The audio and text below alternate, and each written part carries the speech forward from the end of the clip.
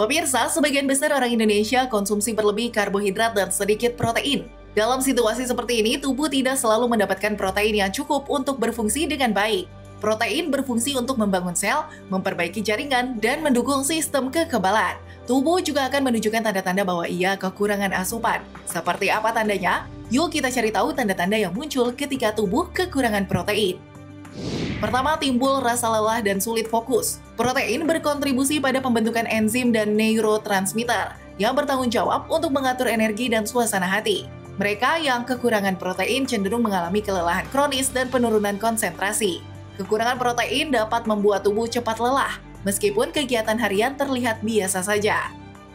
Lalu, rambut rontok dan kuku mudah patah. Ketika tubuh tidak mendapatkan cukup protein dari makanan, tubuh akan memprioritaskan pemakaian protein untuk melakukan tugas yang lebih penting, seperti perbaikan sel dan produksi enzim, sehingga produksi keratin berkurang. Maka tubuh menjadi lebih tipis, lebih mudah rontok, dan kuku menjadi rapuh lebih mudah patah, sebab protein tak tercukupi dengan baik. Ketiga, otot mengecil. Tubuh menyimpan protein di otot jika asupan protein harian tidak terpenuhi. Akibatnya, otot akan mengecil, yang dikenal sebagai kehilangan massa otot. Hal serupa akan lebih cepat terjadi pada orang yang jarang berolahraga karena kekurangan protein. Apalagi jika tak mengonsumsi protein harian dengan porsi yang cukup ya. Keempat, luka lambat sembuh. Ketika tubuh mengalami luka, tubuh membutuhkan protein untuk membentuk jaringan baru dan memperbaiki sel yang rusak. Karena tubuh kekurangan nutrisi penting untuk perbaikan, maka proses penyembuhan ini akan lebih lambat jika asupan protein dalam tubuh Anda rendah. Dan yang terakhir, akan sering terasa lapar. Protein membuat Anda merasa kenyang lebih lama. Namun jika tubuh sering muncul rasa lapar yang cukup sering, jangan abaikan ya, sebab hal ini menjadi sinyal karena tubuh secara alami mencari sumber energi yang mudah diakses karena protein tak tercukupi. Ya pemirsa, jangan sampai kita kekurangan asupan protein ya dok ya, seperti yang VT ataupun informasi yang baru saja kita lihat tadi. Nah dokter, ini tadi kembali ke fakta mitos tadi yang belum dijawab, rutin konsumsi kol goreng dan juga jukut goreng ini bisa menyebabkan kanker bila dikonsumsinya berlebihan lebih dari 3 kali sehari. Fakta atau mitos dok? Ini fakta. Oke. Nah, jadi proses pemanasan berulang dari minyak, jadi minyaknya dipakai berulang kali, dia akan menghasilkan suatu senyawa yang dinamakan salah satunya polycyclic aromatic hydrocarbon, atau kita kenal dengan PAH. Nah, ini sifatnya adalah karsinogenik, jadi meningkatkan resiko kanker. Dan juga proses pemanasan berulang tentu akan merubah warna, rasa, dan bau dari minyak ya, karena terjadi proses oksidasi. Nah, jadi memang rekomendasinya penggunaan minyak tidak boleh lebih dari 1 kali. Nah, tapi kadang ibu-ibu suka sayang ya, sama minyak cuma sekali ya. Iya, betul. Nah, mungkin maksimal 2 kali kalau bisa. Oke, nah tapi dokter kalau misalnya mengolah sayuran itu sebaiknya diapakan dok? Apakah direbus atau digoreng juga bisa, tapi digorengnya tipis-tipis atau seperti apa dok? Betul, jadi kalau untuk mengolah sayuran ya lebih baik yang sehat. Yang paling sehat ya dimakan begitu saja segar, jadi berupa lalapan. Tapi kalau ingin mengolah, mungkin yang pertama bisa dengan kukus. Tapi kukusnya secara cepat, jadi jangan terlalu lama. Jadi sayuran yang baik dan sehat itu harus ketika dikonsumsi masih terasa sedikit renyah. Kemudian yang kedua mungkin bisa dengan cara direbus, tapi dengan air rebusannya sedikit saja. Karena ternyata di sayuran ini mengandung vitamin larut air, contohnya vitamin B dan vitamin C. Nah ternyata bisa keluar, Margaret, ketika kita merebus sayuran.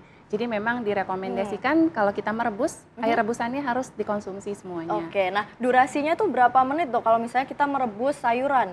Nah, durasinya sebenarnya jangan terlalu lama ya. Jadi pastikan sayurannya jangan sampai layu. Jadi tadi masih terasa sedikit renyah ketika dikonsumsi. Mungkin kalau merebus atau kukus mungkin tergantung sayurannya mungkin bisa sekitar 5 hingga 10 menit ya. 5 hingga 10 menit, tapi tergantung sayurannya lagi ya dok. Nah selanjutnya ini pemirsa ada pertanyaan Instagram dari para netizen yang tadi sudah drop ataupun kirim pertanyaan di kolom komentar. Nah ini di belakang kita tadi sudah ada 3 pertanyaan yang paling menarik nih. Kita akan baca satu-satu dok, kemudian langsung dijawab oleh Dr. Feni. Dari Fahmi.Safardi, dok izin bertanya, apakah memanggang atau menumis kol bisa menjadi alternatif yang lebih sehat dibanding menggoreng? Kemudian dari They Cold Chef, dok saya penasaran apakah minyak yang digunakan untuk menggoreng juga mempengaruhi manfaat sayur seperti kol dan jukut goreng? Dan dari Rat WLSTRY izin bertanya dok, untuk orang dengan gangguan lambung atau MAH, apakah aman konsumsi kol apalagi yang digoreng? Nah dokter Feni silakan dijawab satu-satu dok, ini menarik sekali pertanyaannya. Nah betul, jadi yang pertama itu apakah memanggang atau menumis ya. Jadi memang alternatif untuk mengolah kol atau jukut ini bisa dengan cara menumis. Tapi tumis dengan sedikit minyak dan jangan terlalu lama supaya kandungan zat gizinya tetap terjaga. Jadi mungkin bisa kalau kita menumis minyaknya dipanaskan terlebih dahulu baru sayurannya dimasukkan. Jadi proses memasaknya tidak terlalu lama. Berarti alternatif ya dok betul, ya? Betul. Yang kedua nih dok? Minyak yang digunakan untuk menggoreng, nah iya jadi sebenarnya kalau untuk menggoreng sendiri sebenarnya bisa digunakan minyak seperti minyak kelapa karena memang dia smoke point-nya lebih tinggi. Sedangkan kalau kita menggunakan minyak-minyak yang mengandung lemak tidak jenuh, contohnya seperti mungkin minyak canola atau olive oil, kalau suhunya terlalu tinggi itu biasanya kalau lemak tidak jenuh dia bisa berubah menjadi lemak trans.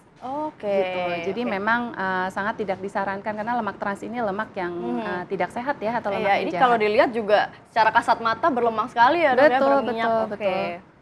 Yang terakhir dok? Yang ketiga untuk orang gangguan lambung atau MAH apakah aman? Jadi sebenarnya untuk kol sendiri apalagi digoreng, ketika digoreng tentu dia menambah kandungan lemak di dalamnya. Nah, kandungan lemak yang tinggi di makanan tentu membuat makanan tersebut sulit untuk dicerna. Membuat rasa penuh, kemudian begah, kembung. Kemudian apalagi yang punya gangguan MAH atau GERD, di mana konsumsi segala sesuatu yang digoreng bisa meningkatkan produksi asam lambung secara berlebihan. Jadi meningkatkan resiko reflux. Dan juga satu lagi untuk kol ini ternyata dia sayuran yang banyak menghasilkan gas di saluran cerna. Karena dia mengandung yang namanya rafinosa, di mana dia merupakan karbohidrat yang sulit untuk dicerna oleh enzim pencernaan kita. Kemudian masuk ke dalam usus, bakteri mencoba mencerna dan hasil sampingannya itu adalah si produksi gas. Jadi kalau berlebihan ya pasti nggak enak ya. Berarti kalau misalnya kol goreng terus yang makan ini punya sakit mah ini paket combo ya dok ya, bikin sakitnya. Nah tapi dok ini ada fakta mitos selanjutnya juga dok, kandungan zat di dalam kol dan jukut goreng ini meningkatkan kolesterol, apalagi kalau ditambah bumbu-bumbu ya seperti micin dan garam. Ini fakta atau mitos dok? Nah ini fakta pasti. Nah jadi sebenarnya kalau kol atau jukut yang digoreng tentu kandungan lemaknya akan bertambah, terutama kandungan lemak yang jenuh. Nah kandungan lemak jenuh yang tinggi dia bisa meningkatkan kadar kolesterol yang jahat dalam tubuh kita. Salah satunya adalah kolesterol LDL. Yang bahaya ya Margaret karena bisa meningkatkan resiko penyumbatan di pembuluh darah, resiko penyakit jantung dan lain sebagainya. Bisa merembet kemana-mana ya dok ya. Duh tapi enak lagi dok, gimana ya? Apalagi tadi ditambah bumbu-bumbu gitu ya dok, itu semakin meningkatkan resiko kolesterol kah atau seperti apa? Kalau bumbu-bumbu sebenarnya bukan kolesterol, apalagi kalau bumbunya misal terlalu gurih kayak penggunaan garam atau penyedap berlebihan. Yang bisa meningkat mungkin resiko penyakit darah tinggi kalau terlalu asin ya makanannya karena tinggi akan natrium. Nah dokter ini ada pertanyaan juga dari Margaret, kalau misalnya ibu hamil konsumsi kol dan jukut goreng ini sebaiknya berapa boleh dok porsi atau berapa banyak dok? Untuk ibu hamil, nah sebenarnya baik ibu hamil maupun tidak hamil tentu konsumsi kol dan jukut yang digoreng itu sebenarnya tidak boleh terlalu berlebihan dan tidak boleh terlalu sering ya, apalagi setiap hari itu nggak boleh tentu. Jadi boleh tapi batasi porsinya, porsi kecil dan tidak boleh jadi menu makanan utama. Jadi cuma nasi sama jukut goreng sama sambal ya. Sesekali nggak apa-apa lah ya dok, tapi jangan sering-sering ya. Nah dokter kita akan melanjutkan perbincangan kita, ini seru sekali setelah jeda yang satu ini.